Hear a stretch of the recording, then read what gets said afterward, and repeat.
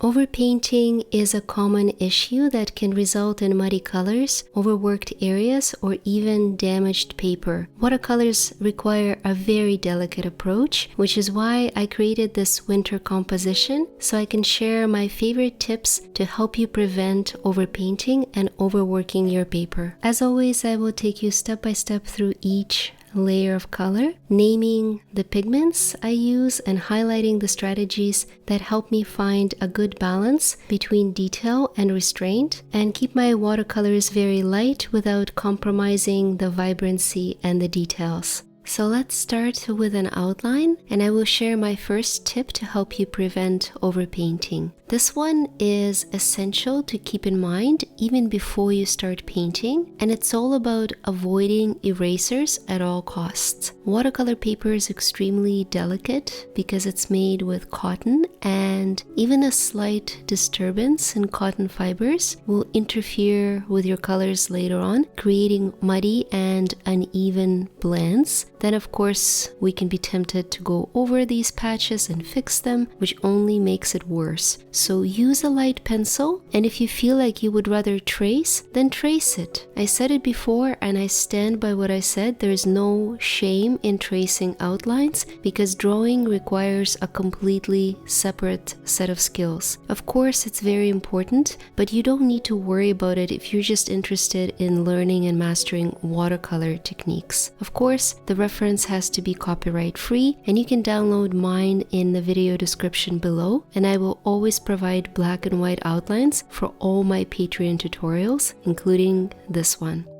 When the sketch is ready, we can apply the first layer of paint, starting with the bird on the left. Everything we do in this layer has to be very, very light, very watery, which leads me to tip number 2. We need to plan and layer our colors to avoid overpainting.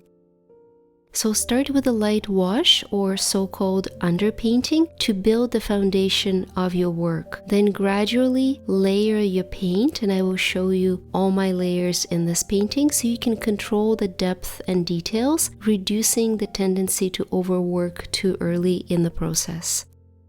I wanted to start with red bellies, and if you noticed, I've pre-wet my paper first on top and at the bottom to make sure my red pigment, this is called Scarlet Lake from Winsor Newton, can spread softly into those areas and gently disappear into the background. My first application is quite watery because I want to make sure I cover only the belly, and once I mark up this area and I'm happy with the shape, I can add more saturated pigment right under the neck, letting it spread in every direction. Under the wing, you can drop some purple. I'm using Dioxazine Purple, my favorite pigment from Quor, and even some blue to indicate the shadow part. But notice how light my pigment is. I'm never reaching full saturation in this first layer because I know we will have lots of opportunity to do so later. Now let's repeat the same process on the second bullfinch. And notice that I'm even putting a little bit of light pink on top of the wing. That area is technically blue, but it also gives a hint of warm brown in the reference photo. So I'm prepping the surface with my light Scarlet Lake, knowing that it will mute that blue that I will be adding later on because watercolors are transparent. It's very subtle, but it shows how much preparation and planning can go into the smallest details when you layer step by step this way. Now, you may be tempted to do the dark parts, but the secret is to let everything dry completely. So this is my tip number 3 for avoiding muddy colors and overworking your paper. Appropriate drying time is absolutely essential. I can't tell you how many paintings I've ruined by rushing and layering my colors before the first washes were dry. It's really simple, and you can work on another area like I'm doing on the berries, or start a new painting altogether. I always have several watercolors on the go, and this way I'm never tempted to overwork too soon. Okay, almost never. I think I showed you in the previous portrait video. Quite a bad example of when I just couldn't help myself, but that was the whole point of that video, to show you my mistakes. So here I'm going slowly. I will paint the first layer on the berries and make sure the birds are completely dry before I come back and add the blue. My tip number 4 to help you avoid overpainting is to begin with larger brushes to block the shapes and areas of color. Larger brushes encourage broader strokes and prevent getting lost in intricate details too soon. I'm using a Skoda Chronos in size 2 here. Now you might say that size 2 is still quite small, which is true, but this is a very small composition, and I will gradually switch to 00 brush as I get to darker, smaller details later on. Typically, I start with something like size 3 or 4 and then work my way down to 00. For my blue underpainting, I'm using a combination of phthalo blue red shade. You can use green shade. They're quite close and they're not granulating. I'm mixing in a little bit of that same dioxazine purple from Core just to create some visual interest and add an intermediate step between blue and red on the belly. So my palette is starting to look more and more cohesive. Let's finish the branch with some burnt sienna. You can use any brown of your choice, just keep it light and avoid those smaller patches of snow because we will outline them later. Before I start working on the second layer, on the birds, I will leave this painting to dry overnight, which leads me to tip number 5, take breaks. Step away from your artwork periodically. This will allow you to see the whole piece from a distance, give you a fresh perspective on what areas actually need work and which ones should be left as is. This is particularly important for watercolors because they tend to dry out a lot lighter than when we first apply the paint. If you consider your results immediately after you put down the layer of color, it can be quite deceiving because the water makes everything look a little bit more dark and more vibrant. Once the water evaporates, everything looks a few shades lighter and quite more pale than what you may expect. It's only obvious if you take the time. So as you can see, I'm now applying the first truly dark layer on the birds, working on smaller details, the eye and the wings. And you might be surprised to hear that I'm not using black color. So this is my tip number 6 for not overpainting. Avoid using black straight from the tube. First of all, it looks harsh and unnatural most of the time, and you can also mix your own. We already talked in some of my videos about different recipes for making natural blacks, but more importantly, pure black will never blend well with your surrounding colors. And that's one of the things that leads to overworking, playing around with colors too much, and even creating a bit of mud. I'm using indigo here, which is a mixture of Indothrone blue and Payne's gray, and it gives out a subtle blue tint, and it also blends so much better when I water it down and put it on top of my vibrant blue.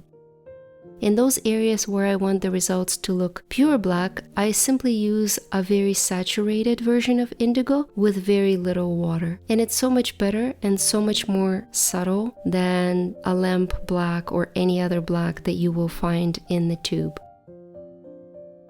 Now it's time to come back for our third and final layer. I'm going to use my smallest brush and add very, very subtle strokes, all mimicking the direction of the feathers to add some subtle texture.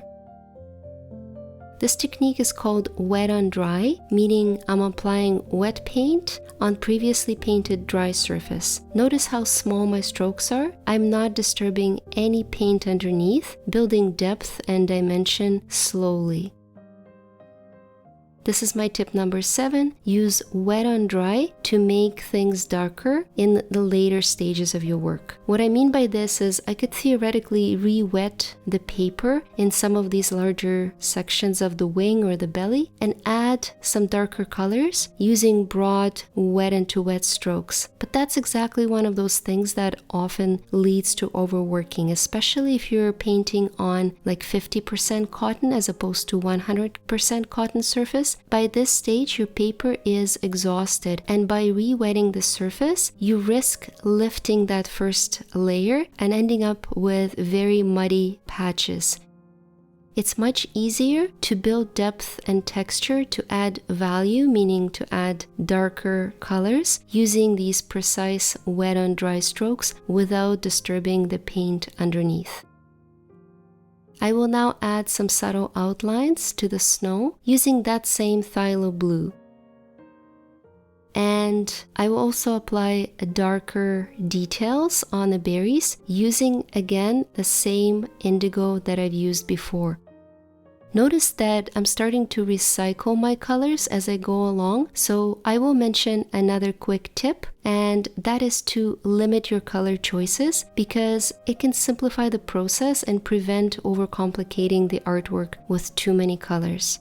Now, if you've been on my channel before, you might be completely shocked to hear that I even brought this up because I typically use like a million pigments, but a limited palette is a relative term. For me, a limited palette is 7 or 8 pigments maybe. For another artist, it can be 3. I generally don't shy away from introducing a ton of color variation. For example, I could have easily mixed red and blue to make purple, but I went with dioxazine purple because I like that pure, vibrant look of straight from the tube pigment. But what I'm trying to say is that it's all a spectrum, and you may want to recycle your colors here and there instead of introducing new ones. For example, I'm mixing my purple with burnt sienna to avoid bringing in a darker shade of brown. And it suits me well here because on the secondary objects, like this tree branch, the parts that are less important, where I'm not too concerned about having a lot of color variation and visual interest, recycling your pigments actually simplifies the process and prevents you from making mistakes and overworking some of these areas. Last and probably the most important tip for avoiding the mud and overpainting is to know when to stop. Again, this may sound funny coming from me, but it's true. We need to recognize when the piece has reached a stage where additional work might not add significant value. So sometimes leaving certain areas slightly unfinished or suggestive can even add character to your artwork. For example, I'm going to use these berries to illustrate the point. Berries are really like a supporting secondary object here, and we can get away with just one simple layer of red, plus maybe a few darker details here and there. All we have to do is just capture the essence, the main elements of the shape, which is why I'm not gonna do another layer of red like I did on the birds. Those small white highlights that I left throughout are more than enough to indicate that the surface is shiny and that the shape is round and reflecting the light. The berries that are further away don't even need that small highlight. I covered them in the first layer completely, and this helps me show some depth and the difference in distances. I'm very tempted to add more, but I will leave them just like this, having a little bit less definition than the birds. I do feel like the heads and the beak can use some darker color though, so this is my third and final pass on those areas, and I know I won't be adding more, so I'm using fully saturated indigo finally, using it without any hesitation, reaching an almost opaque look. I hope you enjoyed this demonstration, and if you're into painting birds, then you can check out this tutorial on my channel where I summarized my favorite techniques for painting all sorts of birds, and the full real-time version of this tutorial with outlined step-by-step photos and detailed commentary will be available on my Patreon later in November. Don't forget to leave a like, it means a great deal if you enjoyed this video. Subscribe, and I will see you next week. Thank you for watching and painting with me.